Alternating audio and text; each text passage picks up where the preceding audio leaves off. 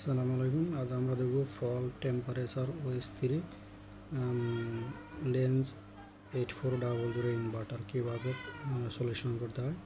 প্রথম ইনভার্টারটি খুলে নেব এবং পার্ট বাই পার্ট খোলার পরে আমরা যেটি মার্ক করার চেষ্টা করব সেটা হলো IGBTতে যে থার্মিস্টর পয়েন্ট আছে, থার্মিস্টর সেই পয়েন্টটি থেকে দেখব যে এর রেজিস্ট্যান্স ঠিক আছে কিনা।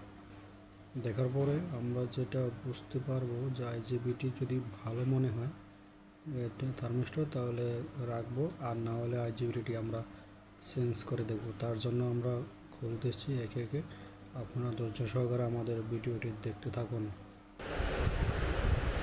আমরা এখন ভিডিও BFDটি ফিটিং করব ধীরে ধীরে, যাতে করে আমরা দেখতে পারি আমাদের সেই অ্যালার্মটি আছে কিনা।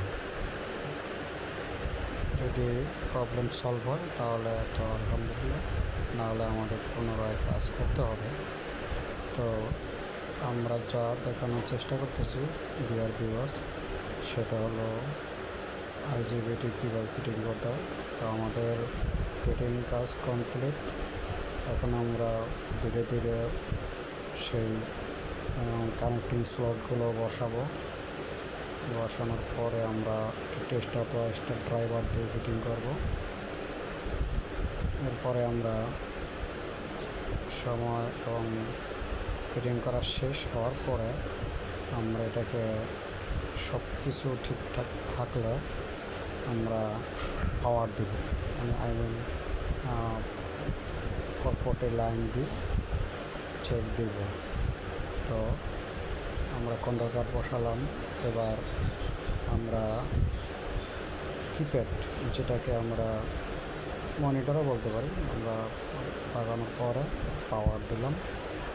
আমাদের ডিসপ্লেটি কিপ্যাডটি একটু লুজ আছে, লুজ কানেকশন থাকা পাওয়ার আসতেছে এবং যাচ্ছে।